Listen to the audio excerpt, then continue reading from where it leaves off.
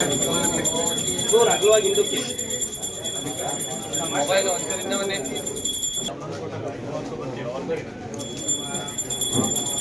Sir ಈ ಕಡೆ ನೋಡಿ ಸರ್ ಸರ್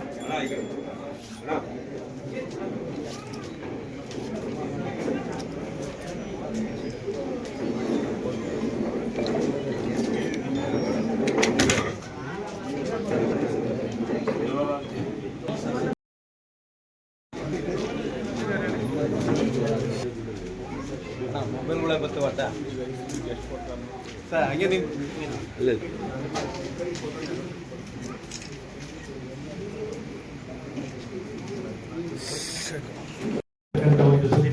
ಬೇರೆ ಬೇರೆ ಕಾರಣಗಳಿಂದ ಈ ದಿನ ಒತ್ತಿನ ಎಲ್ಲ ಜಯಂತಿಗಳನ್ನು ಕೂಡ ಕಾರ್ಯಕ್ರಮ ಹಮ್ಮಿಕೊಂಡಿದ್ದೀವಿ.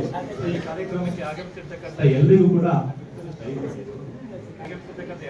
ನಾನು ಮತ್ತೊಮ್ಮೆ ಸ್ವಾಗತವನ್ನು ವಹಿಸ್ತಾ ಈ ಒಂದು ಕಾರ್ಯಕ್ರಮದ ಎಲ್ಲ ಜಯಂತಿಗಳ ಅಧ್ಯಕ್ಷತೆಯನ್ನ ವಹಿಸಿಕೊಂಡು ಈ ಒಂದು ಕಾರ್ಯಕ್ರಮವನ್ನು ಯಶಸ್ವಿಯಾಗಿ ನಡೆಸಿಕೊಡ್ಬೇಕು ಎಂಬುದಾಗಿ ಸನ್ಮಾನ್ಯ ಈ ಕ್ಷೇತ್ರದ ಜನಪ್ರಿಯ ಶಾಸಕರಾಗಿರ್ತಕ್ಕಂಥ ಶ್ರೀಯುತ ಕೆಂಪೇಗೌಡ ಸಾಹೇಬರನ್ನ ಕೇಳ್ಕೊಡ್ವಿ. ಅವರು ಪೂರ್ವಕವಾಗಿ ಕಾರ್ಯಕ್ರಮ ನಡೆಸಿಕೊಡ್ಬೇಕು.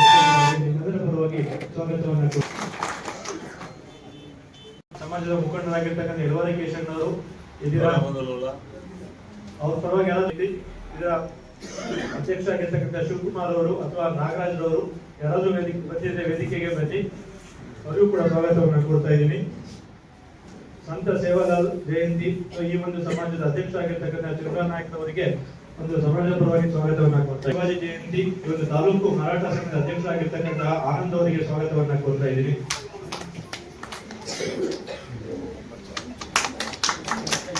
ಮತ್ತೊಬ್ಬರಾಗಿರ್ತಕ್ಕಂತಹ ಚಂದ್ರಶೇಖರ್ ಅವರಿಗೂ ಕೂಡ ಸ್ವಾಗತವನ್ನ ಕೊಡ್ತಾ ಇದ್ದೀನಿ.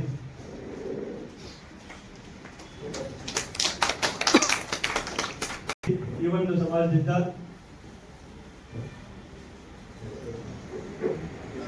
ಯೋಗಿ ನಾರಾಯಣ ಇತ್ತಿನರ ಜಯಂತಿ, ಕೈವಾರ ತಾತಯ್ಯನವರ ಜಯಂತಿ, ಈ ಒಂದು ಸಮಾಜದ ಅಧ್ಯಕ್ಷ ಆಗಿರ್ತಕ್ಕಂತಹ ಕೆ ರಾಮರವರು ಇವರಿಗೂ ಕೂಡ ಸ್ವಾಗತವನ್ನು ಕೋರ್ತಾ ಇದ್ದೀವಿ.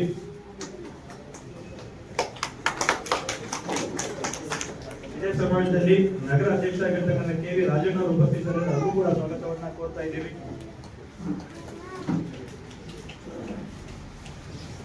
ಶ್ರೀ ಅಗ್ನಿ ಬನ್ನಿರಾಯ ಜಯಂತಿ, ಈ ಒಂದು ಸಮಾಜ ಅಧ್ಯಕ್ಷ ಆಗಿರ್ತಕ್ಕಂಥ ಪರಮೇಶ್ವರ್ ಅವರು, ಅವರಿಗೂ ಕೂಡ ಸ್ವಾಗತವನ್ನ ಕೋರ್ತಾ ಇದ್ದೀನಿ. ಹಾಗೂ ದೇವರ ದಾಸಿಮಯ್ಯ ಜಯಂತಿ, ಈ ಒಂದು ಸಮಾಜದ ಅಧ್ಯಕ್ಷ ಆಗಿರ್ತಕ್ಕಂಥ ಮಣಕತ್ತೂರು ಗಿರಿಯಪ್ಪನವರು ಆಗಮಿಸಿದ್ದಾರೆ, ಅವರಿಗೂ ಕೂಡ ಎಲ್ಲರ ಪರವಾಗಿ ಸ್ವಾಗತವನ್ನ ಕೋರ್ತಾ ಇದ್ದೀನಿ. ಮಹನೀಯರುಗಳ ಜಯಂತಿಯನ್ನ ಇವತ್ತು ಸಾಮೂಹಿಕವಾಗಿ ಇಟ್ಟುಕೊಂಡಿದ್ದಾರೆ. ಆ ಜಯಂತಿಗಳಲ್ಲಿ ಮಹಾಯೋಗಿ ವೇಮನ ಜಯಂತಿ, ಅಂಬಿಗರ ಚೌಡೇನವರ ಜಯಂತಿ, ಸವಿತಾ ಮಹಾಲಕ್ಷ್ಮಿ ಜಯಂತಿ, ಸ್ವಂತ ಸೇವಾಲಾಲ್ ಸೇವಾಲಾಲ್ ಜಯಂತಿ, ಛತ್ರಪತಿ ಶಿವಾಜಿ ಜಯಂತಿ, ರೇಣುಕಾಚಾರ್ಯರ ಜಯಂತಿ, ಶ್ರೀ ಯೋಗಿ ನಾರಾಯಣರ ಯತೀಂದ್ರರವರ ಜಯಂತಿ, ಕೈವಾರ ತಾತಯ್ಯನವರು, ಅಗ್ನಿ ಬನ್ನಿರಾಯ ಜಯಂತಿ, ದೇವರ ದಾಸಿಮಯ್ಯ ಜಯಂತಿ, ಈ ರೀತಿ 9 ಜಯಂತಿಗಳನ್ನ ಇವತ್ತು ಏಕಕಾಲದಲ್ಲಿ ಇಟ್ಟುಕೊಂಡಿದ್ದಾರೆ. ಇದು ಸರ್ಕಾರದ ನಿಯಮಾವಳಿ ಪ್ರಕಾರ, ಸರ್ಕಾರದ ಇಚ್ಛಾಶಕ್ತಿಯ ಪ್ರಕಾರ ನಡೆಯತಕ್ಕಂಥ ಜಯಂತಿಗಳು, ಸರ್ಕಾರದ ಕಾರ್ಯಕ್ರಮ ಇದೆ. ಈ ಕಾರ್ಯಕ್ರಮದಲ್ಲಿ ಭಾಗವಹಿಸಿರ್ತಕ್ಕಂಥ ನಮ್ಮ ತಾಲೂಕಿನ ದಂಡಾಧಿಕಾರಿಗಳಾದ ಸಂತೋಷ್ ಕುಮಾರ್ ಸಾಹೇಬ್ರವರೇ, ಇದು ಸರ್ಕಾರ ಮಾಡಿರ್ತಕ್ಕಂಥ ಕಾರ್ಯಕ್ರಮ. ಈ ಕಾರ್ಯಕ್ರಮಗಳನ್ನು ಯಾಕೆ ರೂಪಿಸಿದ್ರು, ಯಾವ ಕಾರಣದಿಂದ ರೂಪಿಸಿದ್ರು ಅಂತಕ್ಕಂಥದ್ದನ್ನ ನೀವೆಲ್ಲ ಅರ್ಥ ಮಾಡ್ಕೋಬೇಕು. ಇದು ಯುಗಾಂತರದಲ್ಲಿ ಬಂದಿರತಕ್ಕಂಥ ಜಾತಿ ವ್ಯವಸ್ಥೆ, ಇವಾಗ ಬಂದಿರೋದಲ್ಲ. ತ್ರೇತಾಯುಗದಿಂದ ಹಿಡಿದು ಮಹಾಭಾರತದಿಂದ ಹಿಡಿದು ಏನು ದಶಾವತಾರಗಳನ್ನ ಪರಮಾತ್ಮ ಈ ಭೂಲೋಕದಲ್ಲಿ ಮಾಡಿದ್ನೋ ಅವತ್ತೇ ಈ ಜಾತಿಯ ವ್ಯವಸ್ಥೆ ಇತ್ತು, ಸಮಾಜಗಳ ವ್ಯವಸ್ಥೆ ಅವತ್ತೇ ಬಂದಿದೆ, ಇವತ್ತು ಬಂದಿದ್ದಲ್ಲ ಇದು. ಆ ವ್ಯವಸ್ಥೆ ಒಳಗಡೆ ಸಮಾಜಗಳು ಬಲಿಷ್ಠವಾದಂತಹ ಜನಸಂಖ್ಯೆಯನ್ನು ಹೊಂದಿರತಕ್ಕಂಥ ಸಮಾಜಗಳು ಇದ್ದಾವೆ. ಬಹಳ ಬೆರಳೆಣಿಕೆಯ ಯಾರು ಮೈಕ್ ಸರಿ ಮಾಡ್ರಿ, ಫೋನ್ ತೆಗೆದ್ರಿ, ಫೋನ್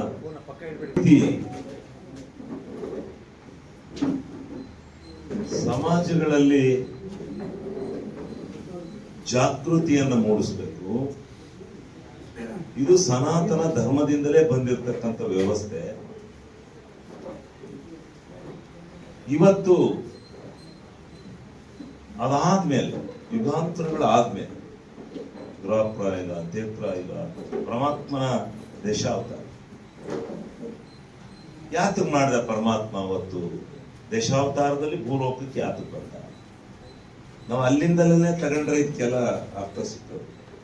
ಮಧ್ಯದಲ್ಲೇ ಏನಾರ್ದೋ ಚರಿತ್ರೆ ತಗೊಂಡೋದ್ರೆ ಅರ್ಥ ಸಿಗಲ್ಲ. ಸ್ವಲ್ಪ ನೀವೆಲ್ಲ ತಿಳ್ಕೋಬೇಕು. ಇವತ್ತು 9 ಜಯಂತಿಗಳನ್ನು ಒಟ್ಟಿ ಮಾಡಿರ್ತಕ್ಕಂಥ ಉದ್ದೇಶ, ಒಂದೊಂದು ಸಮಾಜದವರು ಒಬ್ರು ಬರಲ್ಲ, ಇಬ್ರು ಬರಲ್ಲ, ತಹಸೀಲ್ದಾರ್ ಕರೆದು ಫೋಟೋ ಇಡೋಕ್ಕೂ ಬರಲ್ಲ. ಏನ್ ಮಾಡ್ತಾರೆ ತಹಸೀಲ್ದಾರ್? ನಾವೇನ್ ಮಾಡೋಣ? ಈಗ ವೇಮನ ಜಯಂತಿಯನ್ನ ಮಾಡಿಸಿದಂತವರು HK ಪಾಟೀಲ್, ಹೇಮರೆಡ್ಡಿ ಮಲ್ಲಮ್ಮ, ಅವರ ಸಮಾಜದವರು ಈ ರಾಜ್ಯದ ಕಾನೂನು ಸಚಿವರಾಗಿದ್ದಾರೆ. ಅವರು ಆ ಸಮಾಜ, ನಮ್ಮ ಸಮಾಜ ಈ ಹೆಸರಿನಲ್ಲಿ ಬರಬೇಕು ಅಂತಕ್ಕಂಥದ್ದನ್ನ ಹೇಳಿದ್ರು. ಆ ರೀತಿ ಇಲ್ಲಿಲ್ಲ. ಇಲ್ಲಿ ಬೆಳಗುಂದದಲ್ಲಿ ಒಂದು ಊರಲ್ಲಿ ಇದ್ದಾರೆ, ಒಂದು 25, ಇನ್ನೆಲ್ಲೂ ಇಲ್ಲ ಈ ತಾಲೂಕಿನಲ್ಲಿ. ಆದ್ರೆ ಅಲ್ಲಿ ಬಲಿಷ್ಠರಾಗಿದ್ದಾರೆ. ಅಲ್ಲಿ ಹೇಮರೆಡ್ಡಿ ಮಲ್ಲಮ್ಮನವರ ಅವತಾರ ಅಲ್ಲಿ ಗೊತ್ತಿದೆ ಆ ಭಾಗದಲ್ಲಿ. ಹಂಗೆ ಜನಸಂಖ್ಯೆಯ ಆಧಾರದ ಮೇಲೆ ಅಂತ ಮಾಡಿಲ್ಲ. ಒಂದೊಂದು ಕಡೆ ಜನಸಂಖ್ಯೆ ಜಾಸ್ತಿ ಇರುತ್ತೆ, ಒಂದೊಂದ್ಸರಿ ಕಡಿಮೆ ಇರುತ್ತೆ. ಒಟ್ಟಾರೆಯಾಗಿ ಈ ರಾಜ್ಯದಲ್ಲಿ ಒಂದು ತಾಲೂಕಲ್ಲಿ ಬಿಟ್ಟು ಒಂದು ತಾಲೂಕಲ್ಲಿ ಮಾಡಬಾರ್ದು, ಇದು ಇಡೀ ರಾಜ್ಯಾದ್ಯಂತ ನಡೀಲಿ ಅಂತ ಹೇಳಿ ನಿರ್ಣಯ ತಗೊಂಡಿದ್ದಾರೆ. ಅದು ಹೇಳ್ತೀನಿ ಮುಂದೆ ಯಾರು ತಗೊಂಡ್ರು ನಿರ್ಣಯನ, ಯಾತಕ್ಕೆ ತಗೊಂಡ್ರು, ಯಾವ ಸರ್ಕಾರ ತಗೊಂಡು, ಯಾಕೆ ಈ ಜಯಂತಿಗಳನ್ನ ಮಾಡ್ತಾ ಇದ್ದಾರೆ ಅಂತಕ್ಕಂಥದ್ದನ್ನ ಹೇಳ್ತೀನಿ. ನಾನು ಆ ಸದನದಲ್ಲಿ ಶಾಸಕನಾಗಿ ಕೂತಿದ್ದಲ್ಲೇ ತಗೊಂಡಂತ ನಿರ್ಣಯ, ಸರ್ಕಾರಿ ನಿರ್ಣಯ. ಸರ್ಕಾರದಿಂದ ನಿಮಗೆ ಹಣ ಕೊಟ್ಟು ಈ ಜಯಂತಿ ಈಗ 25,000 ಕೊಟ್ಟು ಒಂದು ಜಯಂತಿಗೆ 25,000 ರೂಪಾಯಿ ಸರ್ಕಾರ ಬಿಡುಗಡೆ ಮಾಡುತ್ತೆ. ಸುಮ್ಮನೆ ಅಲ್ಲ, ಅದು ಆ ಇಚ್ಛಾಶಕ್ತಿ ಇದ್ದಲೇ ಮಾಡಿರಲ್ಲ. ಆದ್ರಿಂದ ದೇಶಾವತಾರ ಆಯ್ತು ಪರಮಾತ್ಮ. ಅದಾದ ಮೇಲೆ ಮಹಾಭಾರತದಲ್ಲಿ ಭೀಷ್ಮ ಬಂದ. ಅವನ್ನ ಗಂಗೆಯ ಮಕ್ಕಳು ಅಂತ ಹೇಳ್ತಾರೆ. ಇವತ್ತು ಅವ್ರದ್ದು ಅಂಬಿಗರ ಚೌಡೆಯ ಜಯಂತಿ ಇತ್ತು, ಯಾರು ಬಂದಿಲ್ಲ. ಭೀಷ್ಮ ಮಹಾಭಾರತದ ಪಿತಾಮಹ ಭೀಷ್ಮ ಗಂಗೆ ಮಕ್ಕಳು. ಇದು ನಾನು ಬರೆದದ್ದಲ್ಲ, ಇದು ಇತಿಹಾಸ ಹೇಳುತ್ತೆ. ಆ ರೀತಿ ಒಂದೊಂದು ಇತಿಹಾಸ ಇದೆ. ಯುಗಾಂತರ ಆದ್ಮೇಲೆ ಶತಮಾನಗಳು ಪ್ರಾರಂಭ ಆಯ್ತು. 1ನೇ ಶತಮಾನ, 2ನೇ ಶತಮಾನ, 3ನೇ ಶತಮಾನ ಅಂತ ಪ್ರಾರಂಭ ಆಯ್ತು. ಅಂದ್ರೆ ಇದನ್ನ ನಾವು ಕಲಿಯುಗ ಅಂತೇಳಿ ಕರ್ಕೊಂಡಿದ್ವಿ. ಕಲಿಯುಗ ಪರಮಾತ್ಮನ ಅವತಾರ ಇಲ್ಲ. ನಾವು ಮನುಷ್ಯರು ಆಳ್ತಕ್ಕಂಥದ್ದು, ಮನುಷ್ಯರ ಅಂದ್ರೆ ದೈವಶಕ್ತಿ ಇರ್ತಕ್ಕಂಥವ್ರು ಪವಾಡ ಪುರುಷರು, ಐತಿಹಾಸಿಕ ಹಿನ್ನೆಲೆ ಹುಡ್ತಕ್ಕಂಥವ್ರಲ್ಲ, ನರ ಮನುಷ್ಯರು ಒಂದಾಗಿ ನಾವು ಈ ಸರ್ಕಾರ ಈ ಒಂದು ವ್ಯವಸ್ಥೆಯನ್ನು ಮಾಡ್ಕೊಂಡು ಹೋಗ್ಬೇಕು ಅಂತಕ್ಕಂಥ ಇತಿಹಾಸ ಬಂತು. ಇತಿಹಾಸ ಬಂದ ಮೇಲೆ ಅವತ್ತೇನು ಜಾತ್ಯತೀತ ವ್ಯವಸ್ಥೆ ಬಂದಿತ್ತು ಅದು ಈ ಶತಮಾನಗಳ ವ್ಯವಸ್ಥೆನಲ್ಲೂ ಬಂತು. ಶತಮಾನಗಳ ವ್ಯವಸ್ಥೆನಲ್ಲಿ ಬಂದ ಮೇಲೆ ಒಂದೊಂದು ಶತಮಾನದಲ್ಲಿ ಒಂದೊಂದು ಜನಾಂಗ ಒಂದೊಂದು ಸಮಾಜ ಪ್ರಾಬಲ್ಯತೆಯನ್ನು ಪಡೆದುಕೊಳ್ಳುತ್ತೆ.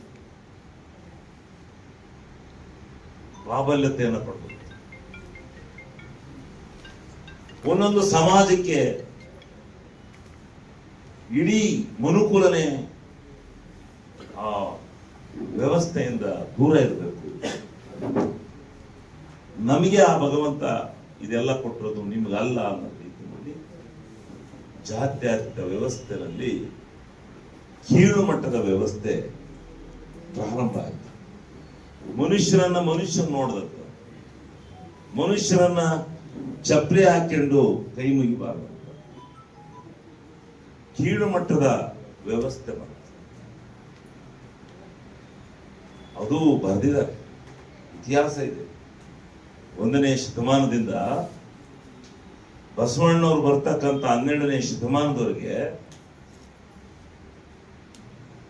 ನಡೆದಿರ್ತಕ್ಕಂಥ ಘಟನಾವಳಿಗಳನ್ನ ಒಂದು ಸಾರಿ ಏನಾದರೂ ಅವಲೋಕನೆ ಮಾಡಿ ಕೆಲವೊಂದು ಪುಸ್ತಕಗಳನ್ನ ಓದಬಾರ್ದು ಅನ್ಸುತ್ತೆ. ಬಂದಿರ್ತಕ್ಕಂಥ ಅವುಗಳ ಪುಸ್ತಕನ ಬಹುಶಃ ಏನಾರ ಬೇಜಾರಾದ ತಗೊಂಡು ಕೂತ್ಕೊಂಡ್ರೆ ಕವಿಗಳು ಬರೆದಿರ್ತಕ್ಕಂಥದ್ದನ್ನು ನೋಡಿದ್ರೆ ಇದು ನಡೆದಿದೆಯಾ, ಇದು ನಡೆಯಕ್ಕೆ ಸಾಧ್ಯನಾ, ಇದು ಆಗಿದೆಯಾ? ಅದೇ ರೀತಿ ಮಹಾಭಾರತ ರಾಮಾಯಣ ಇತರೆ ಇದನ್ನು ತಗೊಂಡವರು ಇದೇನಾಗಿದೆ, ಇದು ನಡೆದಿದೆಯಾ ಅನ್ನೋದು ಅಂಶ ನಮಗೆ ಬರುತ್ತೆ, ಅನುಮಾನ ನಮಗೆ ಹುಟ್ಟಿಕೊಂಡು ನಡೆದಿರ್ತಕ್ಕಂಥದ್ದು ಸತ್ಯ. ಅದಾದ್ಮೇಲೆ ಈ ರೀತಿ ಒಬ್ಬೊಬ್ಬ ಮಹನೀಯರುಗಳ ಕಾಲದಲ್ಲಿ ಒಂದೊಂದು ತರ ಈ ಸಮಾಜ ಎಲ್ಲ ರೀತಿಯಿಂದ ಒಳಗಾಗಿ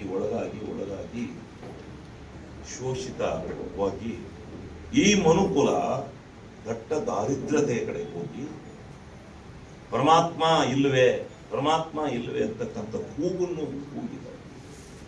ಎಷ್ಟು ದಿವಸ ನಾವು ಈ ನಿಂದನೆ ಕೇಳೋಣ? ಎಷ್ಟು ದಿವಸ ನಾವು ಈ ವ್ಯವಸ್ಥೆನಲ್ಲಿ ಇರೋಣ? ಮನುಕುಲದಲ್ಲಿ ಹುಟ್ಟಿದ್ದು ತಪ್ಪೆ, ಯಾಕೆ ನಮ್ಮನ್ನ ಈ ಮನುಕುಲದಲ್ಲಿ ಹುಟ್ಟಿಸ್ದೆ ಅಂತಕ್ಕಂಥ ಅನೇಕ ವ್ಯವಸ್ಥೆನ ಈ ಎಲ್ಲ ಮಹನೀಯರು, ಈ ದೇವರ ದಾಸಿಮಯ್ಯ ಇರ್ಬೋದು, ಇವರೆಲ್ಲ ಬಹಳವಾಗಿ ಬರೆದಿದ್ದಾರೆ. ಆ ದೇವರ ದಾಸಿಮಯ್ಯರ ಚರಿತ್ರೆಯನ್ನ, ಅವರ ವಚನಗಳನ್ನೇನಾದ್ರೂ ನೀವು ಅರ್ಥ ಮಾಡ್ಕೊಂಡ್ಬಿಟ್ರೆ, ತಿಳ್ಕೊಂಡ್ಬಿಟ್ರೆ ಈ ಮನುಕುಲ ಮತ್ತೊಮ್ಮೆ ಬೇಕಾ, ಮಾನವನಾಗಿ ಹುಟ್ಟಬಹುದಾ ಅಂತಕ್ಕಂಥ ಭಾವನೆಗಳು ಇದೆ. ಆದ್ರೆ ನಾನು ಬಹಳ ಕಡೆ ಹೇಳಿದ್ದೀನಿ, ವಿಧಾನಸಭೆಯಲ್ಲೂ ಹೇಳಿದ್ದೀನಿ, 12ನೇ ಶತಮಾನದಲ್ಲಿ ಬಸವಣ್ಣವರನ್ನೇನು ಇಲ್ಲಿ ಬಂದರು, ಅವರು ದೇವತಾ ಮನುಷ್ಯ ಅನ್ನೋದಲ್ಲ, ನಿಜವಾಗ್ಲೂ ದೇವರ ರೂಪ. ಅವರು ಬಂದು ಏನು ಈ ಸಮಾಜಗಳ ಮಧ್ಯೆ ಇದ್ದಂತ ಕಂದಕ, ಆಚಾರ, ವಿಚಾರ ಇದೆಲ್ಲವನ್ನ ತೊಡೆದಾಕ್ಲಿಕ್ಕೆ ಶಕ್ತಿ ಮೀರಿ ಹೋರಾಟವನ್ನು ಮಾಡಿ ಆಳಮಟ್ಟಿಗೆ ಬಗೆಹರಿಸ್ತಕ್ಕಂಥ ಇದನ್ನು ಆಗ್ಲಿಲ್ಲ, ಅವ್ರ ಕೈಲೂ ಆಗ್ಲಿಲ್ಲ. ಕೊನೆಗೆ ಅವರು ಯಾವ ರೀತಿ ಗತಿಸಿ ಹೋದ್ರು ಅಂತಕ್ಕಂಥದ್ದನ್ನು ನಾವೆಲ್ಲ ತಿಳ್ಕೊಂಡಿದ್ವಿ. ಆದ್ರೆ ಸಮಾಜದಲ್ಲಿ ಒಂದು ಜಾಗೃತಿಯನ್ನು ಮೂಡಿಸಿ ಒಂದೊಂದು ಸಮಾಜದಿಂದ ಇವರೆಲ್ಲ ದೇವರದಾಸ ಮೇಲೆ ಇವರೆಲ್ಲ 12ನೇ ಶತಮಾನಕ್ಕಿಂತ ಮೊದಲು ಬಂದವರು. ಇವರು ಬಸವಣ್ಣವರಿಗೆ ಆ ದಾರಿದೀಪವಾಗಿ ಬಂದವರು. ಬಸವಣ್ಣವರಿಗೆ ಸ್ವರ್ಗನ ಬಿಟ್ಟೋದರೆ ದೇವರ ದಾಸಿಮಯ್ಯನವರು ಅಂತೇಳಿ ಹೇಳ್ತಾರೆ. ಫೌಂಡೇಶನ್ ಹಾಕ್ತಾರೆ ದೇವರ ದಾಸಿಮಯ್ಯ ಹಾಕಿ ಅನೇಕ ವಚನಕಾರರು ಬರೀತಾರೆ. ಅವರೆಲ್ಲ ಪ್ರಬುದ್ಧತೆಗೆ ಬಂದಿಲ್ಲ, ಕಷ್ಟನ ನಿವೇದನನ ತೋಡ್ಕೊಂಡು ಏನಪ್ಪ ಈ ಸಮಾಜಗಳಲ್ಲಿ ನಾವು ಮನುಷ್ಯರಾಗಿ ಹುಟ್ಟಬಹುದೇ ಅಂತಕ್ಕಂಥ ವ್ಯವಸ್ಥೆನಲ್ಲಿ ಅವರು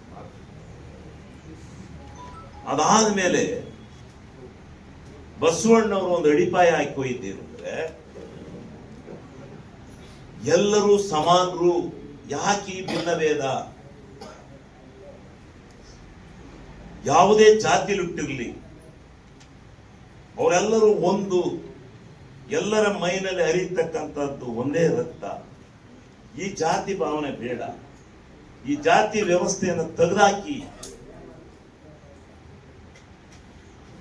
ಅಂತ ಹೇಳಿ ಸಾರಿ ಸಾರಿ ಹೇಳಿ ಒಂದು ಅನುಭವ ಮಂಟಪವನ್ನು ಬಹುಶಃ ಬಸವಣ್ಣವರು ಈ ಪ್ರಜಾಪ್ರಭುತ್ವಕ್ಕೆ ದಾರಿದೀಪವಾಗಿ ಸಮಾನತೆ ಹಕ್ಕನ್ನು ಕೊಟ್ಟು ನಾವೆಲ್ಲ ಸಮಾನರು ಅಂತಕ್ಕಂಥ ಪ್ರಜಾಪ್ರಭುತ್ವ ವ್ಯವಸ್ಥೆಯನ್ನ ಏನಾದರೂ ಮಾಡುವುದ್ರು, ನಮಗೆಲ್ಲ ಸಮಾನ ಹಕ್ಕನ್ನ ಕೊಡ್ಲಿಕ್ಕೆ ಮುಂದಾಲೋಚನೆಯ ದಾರಿಯನ್ನು ತೋರಿಸಿದ್ರು, ಶಕ್ತಿಯನ್ನು ತೋರಿಸಿದ್ರು ಅಂತಕ್ಕಂಥ ಯಾರಾದ್ರೂ ಇದ್ರೆ ಅದು ಬಸವಣ್ಣ. 9 ಮಹನೀಯರ ಜಯಂತಿಯನ್ನು ಆಚರಣೆ ಮಾಡ್ತಕ್ಕಂಥ ಸಂದರ್ಭದಲ್ಲಿ ಒಂದು ಸಮಾರಂಭದ ಅಧ್ಯಕ್ಷತೆ ವಹಿಸಿ ಹಾಗೂ ದೀನದಲಿತರ ಬಡವರ ಕಷ್ಟ ಕಾರ್ಪಣ್ಯಗಳಿಗೆ ಭಾಗಿಯಾಗಿರ್ತಕ್ಕಂಥ ಸನ್ಮಾನ್ಯ ಶಿವಲಿಂಗೇಗೌಡರವರೇ ಹಾಗೂ ಈ ತಾಲೂಕಿನ ತಹಸೀಲ್ದಾರ್ ಸಾಹೇಬ್ರವರೇ ಹಾಗೂ ತಾಲೂಕು ಪಂಚಾಯಿತಿಯ ಇಒ ಸಾಹೇಬ್ರವರೇ, ಈ ಒಂದು ಸಮಾರಂಭದಲ್ಲಿ ಸಮಾಜದ ಅಧ್ಯಕ್ಷರುಗಳೇ ಹಾಗೂ ಇಲ್ಲಿ ನೆರವೇರ್ತಕ್ಕಂಥ ಎಲ್ಲ ಅಣ್ಣ ತಮ್ಮಂದಿರೇ ತಕ್ಕಂತೆ ಈ ದಿನ 9 ಜನ ಮಹನೀಯರ ಒಂದು ಜಯಂತಿ ಕಾರ್ಯಕ್ರಮ ಇಟ್ಕೊಂಡಿದ್ದಾರೆ. ಇವರು ಮಹಾ ಶ್ರೇಷ್ಠರು, ಸಮಾಜದಲ್ಲಿ ಅಂಕು ಡೊಂಕುಗಳನ್ನು ತೀಡಿ ಒಳ್ಳೆ ಸನ್ಮಾರ್ಗಕ್ಕೆ ತರ್ತಕ್ಕಂಥ ಮಹನೀಯರು ಅಂತಂದರೆ ಈ ಯಾವ ಜನಾಂಗದವೇ ಆಗಲಿ ಅವರ ಒಂದು ಮಹನೀಯರ ಜಯಂತಿಗಳನ್ನು ಆಚರಿಸ್ಬೇಕಾದ್ರೆ ಅವ್ರಿಗೆ ಒಂದು ಏನೋ ಒಂದು ಹಿನ್ನೆಲೆ ಇದ್ದೇ ಇರುತ್ತೆ. ಆ ಹಿನ್ನೆಲೆ ಸಮಾಜಕ್ಕೆ ಒಳ್ಳೆಯದಾಗಿರ್ತಕ್ಕಂಥದ್ದು ಇರುತ್ತೆ. ಅಂಥ ಒಂದು ಹಿನ್ನೆಲೆ ಉಳಿರ್ತಕ್ಕಂಥ ಈ 9 ಮಹನೀಯರ ಇವತ್ತು ಒಂದು ದಿವಸ ಜಯಂತಿಯನ್ನು ಆಚರಣೆ ಮಾಡ್ತಕ್ಕಂಥದ್ದು ಈ ತಾಲೂಕಿನಲ್ಲಿ ಒಂದು ಒಕ್ಕೂಟವನ್ನು ರಚನೆ ಮಾಡ್ದಂಗೆ ಆಗಿದೆ ಅಂತ ಕಾಣುತ್ತೆ ಇವತ್ತಿನ ದಿವಸ. ಯಾಕೆಂದ್ರೆ ಇದನ್ನು ನಾವೆಂದೂ ಯಾವತ್ತೂ ಮಾಡಿರಲ್ಲ. ಈ 9 ಜನ ಮಹನೀಯರನ್ನ ಇದನ್ನ ನಾನು ಇದು ಮಾಡಿರಲ್ಲ. ಅದರಲ್ಲಿ ನಮ್ಮ ದೇವರ ದಾಸಿಮಯ್ಯನವರು 11ನೇ ಶತಮಾನದ ಆದ್ಯಕವಿ ವಚನಕಾರ. 11ನೇ ಶತಮಾನದಂತೆ ಬಸವಣ್ಣವರಿಗಿಂತ ಮೊದಲು ವಚನಗಳನ್ನು ರಚನೆ ಮಾಡತಕ್ಕಂಥ ಮಹನೀಯರು ನಮ್ಮ ಆದ್ಯ ವಚನಕಾರ ದೇವರ ದಾಸಿಮಯ್ಯನವರು. ಇವರು ಇದು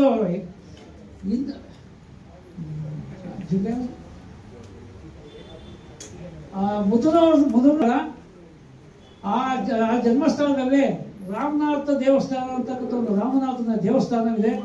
ಅದರ ಅಕ್ಕಪಕ್ಕದಲ್ಲಿ 5 ಕೊಳಗಳಿವೆ. ಆ ಕೊಳಗಳಲ್ಲಿ ಯಾವತ್ತೂ ಸಹ ನೀರು ಬಚ್ಚಿದ್ದು ನೋಡಿಲ್ಲ ನಾವು. ಅಂತ ಒಂದು ಶ್ರೇಷ್ಠ ಪುಣ್ಯ ಕ್ಷೇತ್ರದಲ್ಲಿ ಇರ್ತಕ್ಕಂಥ ನಮ್ಮ ದೇವರ ದಾಸಿಮಯ್ಯವರ ಆರಾಧ್ಯ ದೈವ ರಾಮನಾಥ ದೇವಸ್ಥಾನ. ಇವ್ರು ಯಾವುದೇ ವಚನಗಳನ್ನು ಬರೆದರೂ ಸಹ ಆ ರಾಮನಾಥನ ಹೆಸರಿನಲ್ಲಿ ಆ ರಾಮನಾಥನ ಅಂಕಿತದ ಒಂದು ಮೂಲಕ ಈ ಎಲ್ಲ ಇದಕ್ಕೆ ಅಂಕು ಡೊಂಕುಗಳನ್ನು ತಿರ್ತಕ್ಕಂಥ ಒಂದು ವ್ಯವಸ್ಥೆಯನ್ನ ನಮ್ಮ ದೇವರ ದಾಸಿಮಯ್ಯನವರು ಮಾಡಿಕೊಟ್ಟಿದ್ದಾರೆ. ಅವರ ವಿಚಾರವಾಗಿ ದೇವರ ದಾಸಿಮಯ್ಯ ದೇವಾಂಗ ಮುನಿಯ 7ನೇ ಅವತಾರ. ದೇವರ ದಾಸಿಮಯ್ಯ ನೇಕಾರಿಕೆ ವೃತ್ತಿಯಿಂದಲೇ ಕನ್ನಡ ಸಾರಸ್ವತ ಲೋಕಕ್ಕೆ ವಚನಾಮೃತ ಸವಿ ಉಳಿಸಿ ಸುವರ್ಣಾಕ್ಷರಗಳಲ್ಲಿ ಬರೆದ ಮೊದಲಿಗ ಬಸವಾದಿ ಪ್ರಥಮರಿಗೆ ಜ್ಞಾನ ದೀಕ್ಷೆಯ ಮೂಲಕ ಅನುಭವ ಮಂಟಪಕ್ಕೆ ಅಡಿಗಲ್ಲನ್ನಿಟ್ಟ ಸಂವಿಧಾನದ ಶರಣ ಶಿಲ್ಪಿ ಪತ್ನಿ ದುಗ್ಗಲಾದೇವಿ ದಾಸಿಮಯ್ಯನವರು ಅನೇಕ ವರ್ಷಗಳಿಂದ ನೇಯ್ದು 360 ಮೊಳ ವಸ್ತ್ರವನ್ನು ಶ್ರೀಶೈಲ ಮಲ್ಲಿಕಾರ್ಜುನನಿಗೆ ಅರ್ಪಿಸಿ ಅವನಿಧಿ ಪಡೆದು ಸುರಗಂಗೆಯನ್ನು 7 ತೀರ್ಥಗಳನ್ನು ದಳಗಿಳಿಸಿದ ಪ್ರಥಮ ನೇಕಾರ ಶರಣ ಪ್ರತಿಸತಿಗಳಲ್ಲಿ ಸಾಮರಸ್ಯವನ್ನು ತುಂಬಿ ಮಾನವೀಯ ಮೌಲ್ಯಗಳ ಆದರ್ಶ ತುಂಬಿದ ವಚನ ವಾಂಗ್ಮಯ ಶರಣ ಸಂಸ್ಕೃತಿಯ ವಿಚಾರಧಾರೆಯ ನೆನೆದು ಮಾಡುವಾಗ ಸಮಾಜದ ಮುಖ್ಯವಾಹಿನಿಯಲ್ಲಿರ್ತಕ್ಕಂಥ ಬಂಧುಗಳು ಏನಿದೀವಿ ನಾವು, ನಮ್ಮ ದಾರ್ಶನಿಕರು, ನಮ್ಮ ಸಮಾಜದ ಹಿತೈಷಿಗಳು, ನಮ್ಮ ಹೋರಾಟಗಾರರು ಏನು ಅಡಿಗಲ್ಲನ್ನು ಹಾಕೋಗಿದ್ದಾರೋ ಅವರ ಮಾರ್ಗದರ್ಶನದಲ್ಲಿ ಆ ಜಯಂತಿಗಳನ್ನ ಆಚರಣೆ ಮಾಡೋ ಮುಖಾಂತರ ಶೋಷಿತ ಸಮಾಜಗಳು ಒಂದಾಗಬೇಕು, ತಾವು ಸಂಘಟಿತರಾಗಬೇಕು. ಆ ನಿಟ್ಟಿನಲ್ಲಿ ಏನು ಸಣ್ಣ ಪುಟ್ಟ ಸಮಾಜಗಳು ಇದ್ದಾವೆ ಇವನ್ನ ಮೇಲ್ಪಂಕ್ತಿ ತರಬೇಕು.